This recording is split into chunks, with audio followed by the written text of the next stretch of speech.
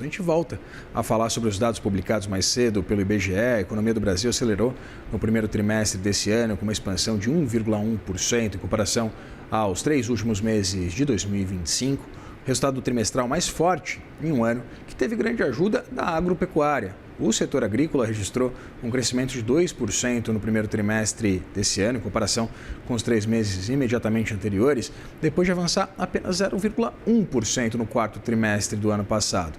Para a gente falar sobre esse resultado, chama agora a nossa analista do CNN Agro, Fernanda Pressinotti, que já está comigo aqui no estúdio. Fernanda, seja muito bem-vinda, bom dia.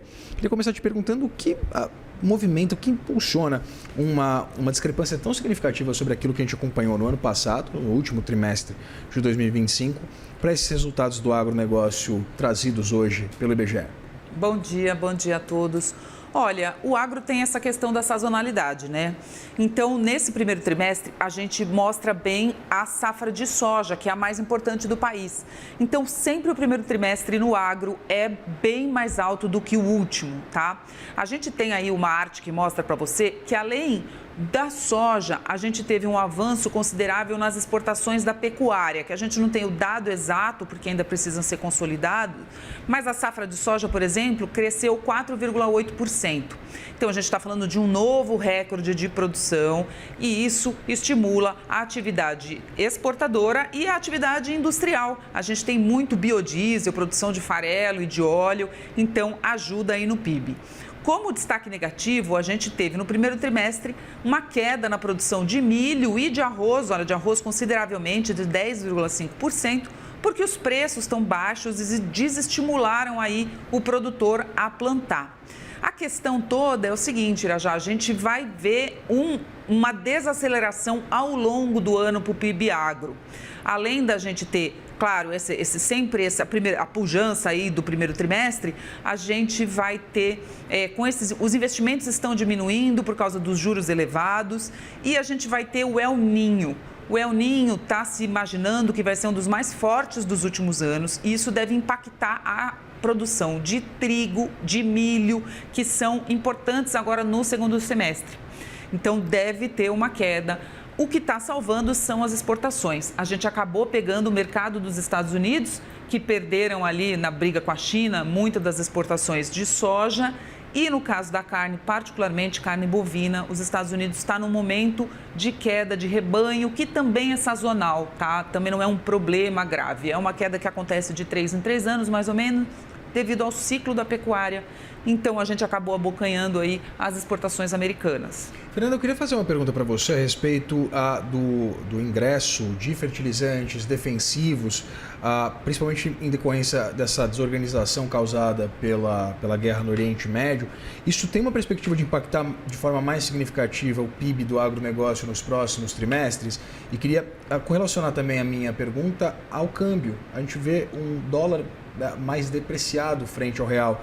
Isso é positivo do ponto de vista da absorção desses produtos importados ou seria negativo exatamente por diminuir a receita das exportações do Brasil para fora daqui? É isso, Irajá. As duas coisas você tem razão, né? Tanto os fertilizantes e todos os insumos terão um impacto negativo no PIB do agro ao longo dos próximos trimestres, porque esse aí não representa esse problema com a guerra no Oriente Médio. Então, os produtores já tinham comprado todos os insumos para essa temporada. E agora estão em processo de compra para a safra de inverno. Então, assim, se acabasse hoje a guerra, até teria ali um manejo, uma possibilidade de comprar mais. Mas todos os analistas estão falando, né, mostrando, os produtores estão dizendo que eles vão ter que diminuir os cuidados com os cultivos, né, com a produção realmente por causa desse custo elevado. Diminui a margem do produtor, portanto, os investimentos. Então, você vê queda naquelas atividades ligadas à produção, que é a venda de máquinas agrícolas, a venda de irrigação, está mostrando aí, por exemplo, os silos, todos esses investimentos, eles estão em queda.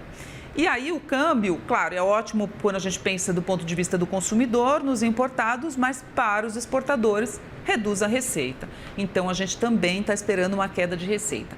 Além do câmbio, a gente tem uma queda na produção agropecuária brasileira, que está começando agora também por causa do ciclo pecuário. e aí a gente vai entrar ali num recuo na comparação com os trimestres anteriores. Só para a gente encerrar muito rapidamente, há o risco da gente acompanhar o desenvolvimento desse cenário já bastante tortuoso, em que a gente vê empresas do agronegócio dia após dia entrando, por exemplo, em recuperação judicial, Fernando? Olha, eu acho que o pior já passou em termos de recuperação judicial do agro. É porque esse crescimento tão elevado veio com o aumento dos juros, claro, mas o setor tinha tido 2 anos muito bons. Se alavancou demais, fez muito investimento por causa do preço das commodities e agora esses preços estão estáveis, já faz 1 ano e meio, então o produtor já entendeu que aquele patamar que ele tinha de vendas de soja, de milho, não vai acontecer mais. Então, agora as coisas estão se normalizando, apesar da inadimplência estar alta, ela está diminuindo. Os últimos indicadores de inadimplência estão caindo e, portanto, as recuperações judiciais também. Fernanda Presinotti, nossa analista de agronegócio, muito obrigado pelas suas informações, suas análises. Bom dia, gente.